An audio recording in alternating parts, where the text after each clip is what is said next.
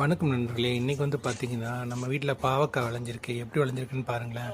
ஏற்கனவே 2-3 பொரிச்சிட்டோம். இப்போ 2-3 வந்திருக்கு. அதை பொரிக்கணும்.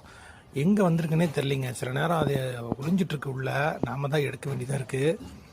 இது பாருங்களேன், கொஞ்சம் மஞ்சள் அடிச்சிருச்சு. இது பழுத்துருச்சா என்னன்னு தெரில. தெரிஞ்சுன்னா கமெண்ட் செக்ஷனில் சொல்லுங்கள். இது எப்படி சமைக்கலான்னு சொல்லுங்கள்.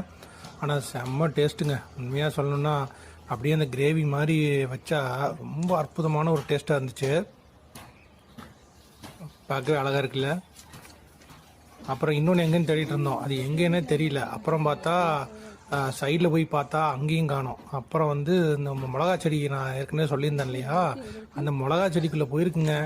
அந்த மிளகா செடிக்குள்ளே போய் பார்த்தா அங்கே இருக்குது. அப்புறம் அதை பொரித்தோம்.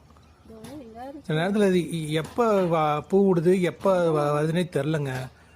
சில நேரம் வந்து எங்களுக்கே கன்ஃபியூஸ் ஆகுது. பட் ஆனால் சில நேரத்தில் தேடினோம்னா வந்து இப்போ பாவக்காய் வந்து இருக்குது. உண்மையாகவே அழகாக இருக்குல்ல.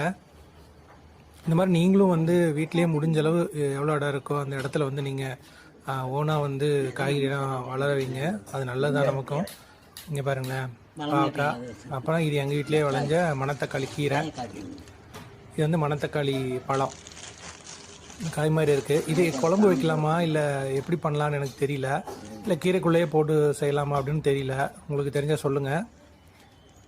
Thanks for watching.